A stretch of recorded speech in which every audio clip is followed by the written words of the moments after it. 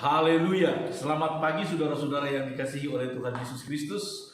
Mari sama-sama kita kembali merenungkan firman Tuhan pada pagi hari ini dari kitab Mazmur pasal 73. Kita melihat pada ayat yang ke-16, tetapi ketika aku bermaksud untuk mengetahuinya, mengetahui kehidupan akhir hidup dari orang-orang fasik yang kelihatan begitu berjaya semasa hidupnya, hal itu menjadi kesulitan di mataku sampai aku masuk ke dalam tempat kudus Allah dan memperhatikan kesudahan mereka.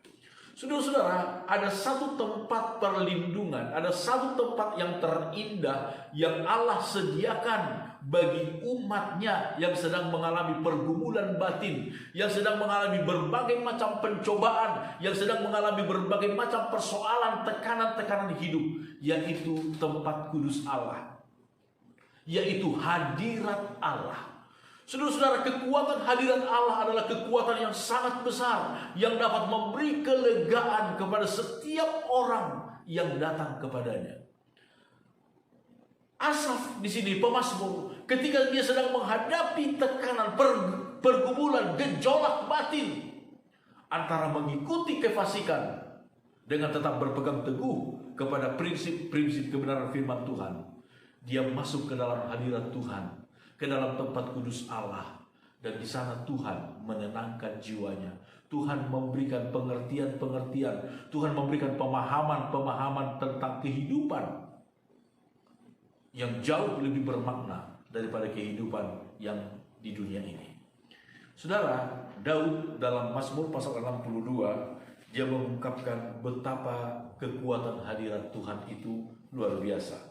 Mazmur 62 ayat yang kedua disebutkan, hanya dekat Allah saja aku tenang, daripadanya lah keselamatan. Dekat Allah, di dalam hadirat Allah. Lalu kemudian ayat yang ke-6 dia lebih maju lagi, dia berkata, hanya pada Allah saja kiranya aku tenang, sebab daripadanya lah harapanku. Dekat Allah aku tenang, daripadanya lah keselamatan. Pada Allah aku tenang, karena dialah pengharapan. Luar biasa, saudara-saudara. Keselamatan kita, pengharapan kita akan begitu hidup, akan begitu menggairahkan ketika kita dekat dengan Tuhan.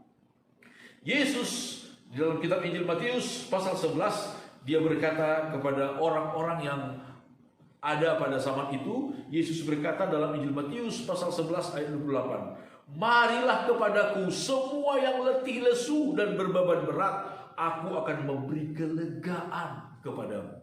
Yesus akan memberi kelegaan di dalam jiwa yang tertekan, di dalam jiwa yang terhimpit, di dalam jiwa yang mengalami kesesakan. Yesus memberi kelegaan seperti seorang yang menarik nafas panjang, saudara-saudara. Begitu lega rasanya. Di dalam hadirat Tuhan ada kekuatan.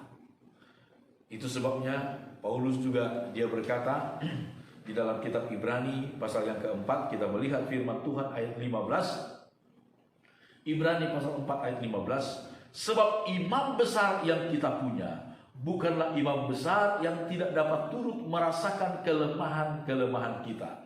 Sebaliknya sama dengan kita, ia telah dicobai, hanya tidak berbuat dosa. Ayat 16.